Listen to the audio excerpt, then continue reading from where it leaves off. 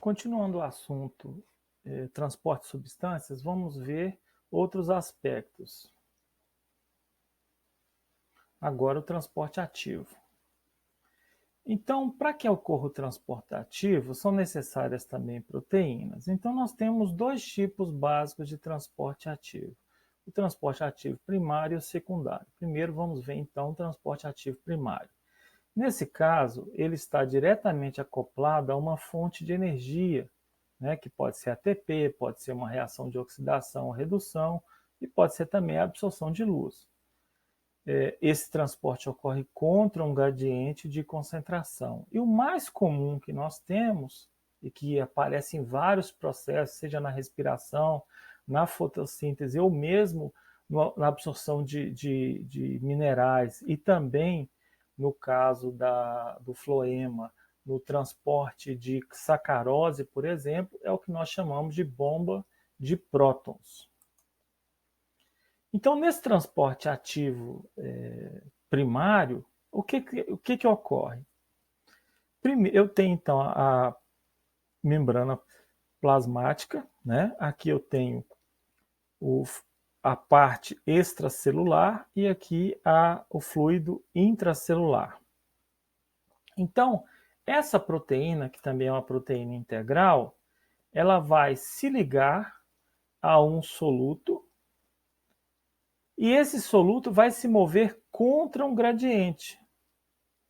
E como que ela se liga e se move para o outro lado? Para que isso aconteça, tem que haver a ligação com ATP, ou seja, gasto de ATP para mudar a conformação dessa proteína e, por sua vez, jogar esse íon ou esse soluto contra um gradiente de concentração. Então, num primeiro momento ocorre a ligação, num segundo momento a liberação do outro lado, né? Ou seja, dentro de uma organela ou dentro da região da célula. Né? E posteriormente, esse é o primeiro passo, a ligação, o segundo passo, a liberação, e o terceiro passo é o retorno desse transportador à condição inicial. Então, para que possa transportar a nova molécula. Aqui nós temos o caso da ATP sintase, que é a bomba, né, de hidrogênio propriamente dita, é um complexo proteico muito interessante, né? Ele tem uma porção chamada de F1 e tem uma porção chamada de F0. Essa porção aqui fica ancorada na membrana celular, enquanto que essa porção fica voltada para uma outra região, fica fora da membrana, uma porção polar. Então, como isso funciona? À medida que o hidrogênio passa, nós temos o giro desse complexo proteico. Né? E nesse caso aqui, ele está funcionando a favor de um gradiente. Passou o hidrogênio, liberou ATP. Se fosse o contrário, o hidrogênio voltando contra um gradiente, faria, então, consumo de ATP para que isso aconteça. Então, esse complexo proteico ele serve tanto para quebrar ATP quanto para sintetizar ATP. Depende de para onde que vai o hidrogênio. Se o hidrogênio vai a favor de um gradiente, há síntese de ATP. É o que acontece, por exemplo, na fotossíntese ou na respiração. Agora, se vai contra o gradiente, há consumo de ATP. É o que acontece, por exemplo, no transporte de sacarose, né, no carregamento do floema. Bom, então esse foi o transporte ativo primário. E nós temos a segunda modalidade, que é o chamado transporte ativo secundário. Nesse transporte, nós temos primeiro a criação de um gradiente e depois uma molécula é transportada junto de outra molécula, no mesmo sentido ou em sentidos diferentes. Se os sentidos de transporte são o mesmo, nós chamamos que esse é um transporte ativo secundário do tipo simporte. Se o sentido é oposto, nós falamos que a molécula que o transporte é do tipo antiporte. Então, o que eu tenho? Eu tenho aqui a proteína que vai levar essas duas moléculas. Nesse caso aqui, ela transporta duas moléculas no mesmo sentido, então ele é chamado de simporte.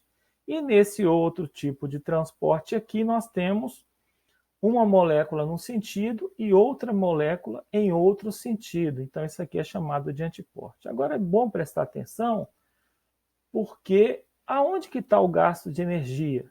Se nós analisarmos somente esse cotransportador, não dá para ver onde foi gasto de energia. Por isso que ele chama transporte ativo secundário. Então, houve gasto de energia em outro momento. E aí, na sequência, que tem o cotransporte. Então, nos dois casos, tanto do simporte quanto no antiporte, uma molécula vai a favor de um gradiente e a outra contra um gradiente. A molécula que vai a favor desse gradiente, primeiramente foi transportada por um transporte ativo primário. Por exemplo, uma bomba de prótons com gasto de ATP. Então, esse primeiro momento serve para quê? Para criar um gradiente de uma molécula, uma delas. No segundo momento, você vai transportar a molécula de interesse contra o gradiente. Então, vamos ver mais algumas figuras aí. Então, aqui estão os dois transportes funcionando juntos, né? Então, aqui eu tenho um transporte ativo primário, que junto com esse aqui vai nos dar o transporte ativo secundário. Então, o que eu tenho?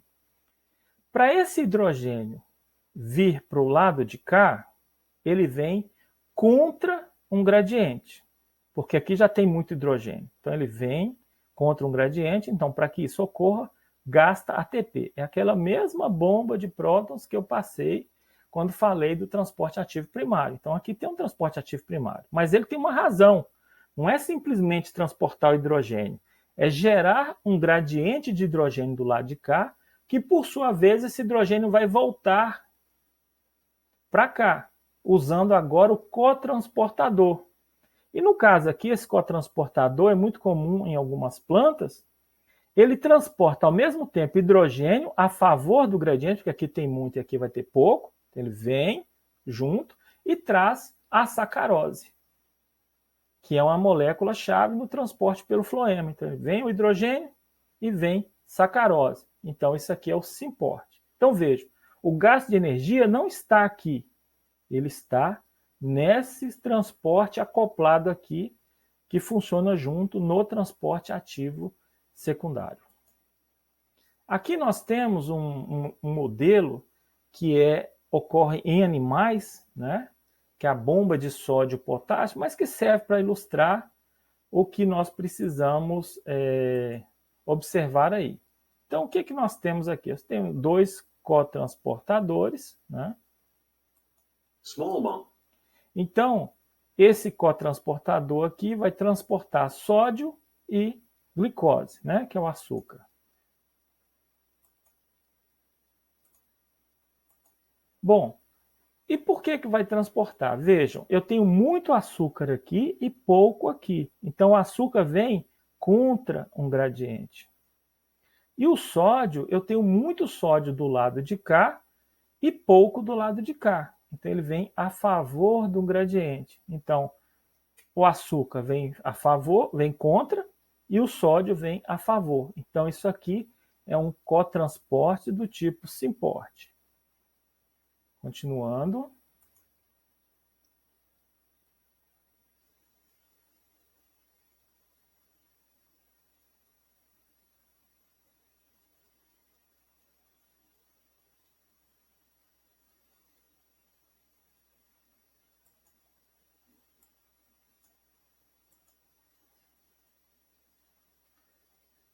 Só que chega um momento que esse sódio ele vai precisar ser devolvido para o lado de lá.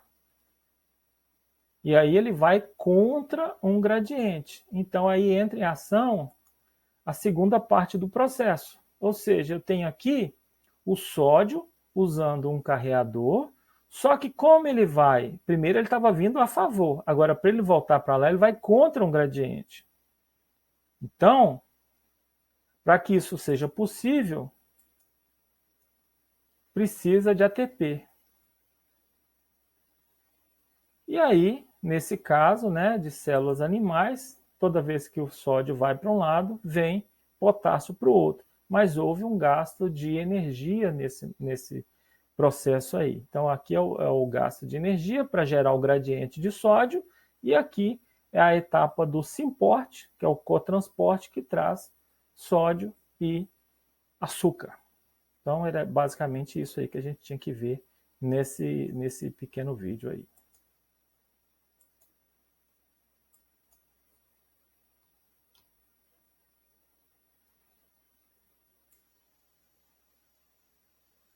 Aqui também nós temos um outro sistema, que é o antiporte, em que o sódio é trocado por cálcio. O cálcio vai contra um gradiente e o sódio vem a favor de um gradiente. Também isso não é em plantas.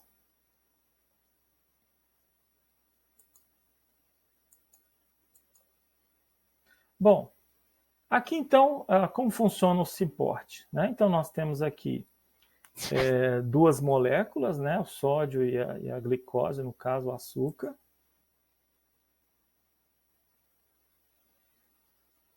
Transportadas no mesmo sentido, que é o que nós chamamos de symporte. Aqui eu tenho um sistema de antiporte, que envolve sódio e cálcio. Também não é um sistema de plantas, mas eu não consegui um típico de plantas para mostrar.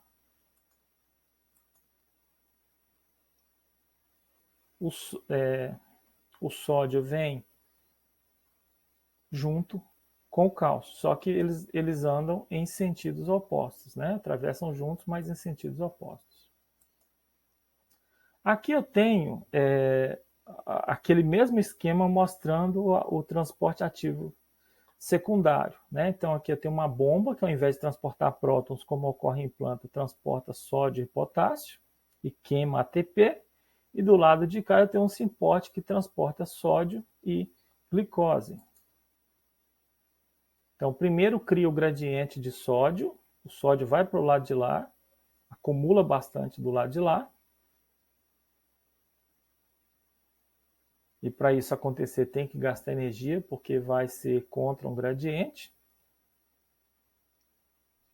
Uma planta seria o hidrogênio. Depois ele volta junto com a glicose, e a glicose vem contra um gradiente. E o sódio vem a favor do gradiente. Então esse é o cotransporte.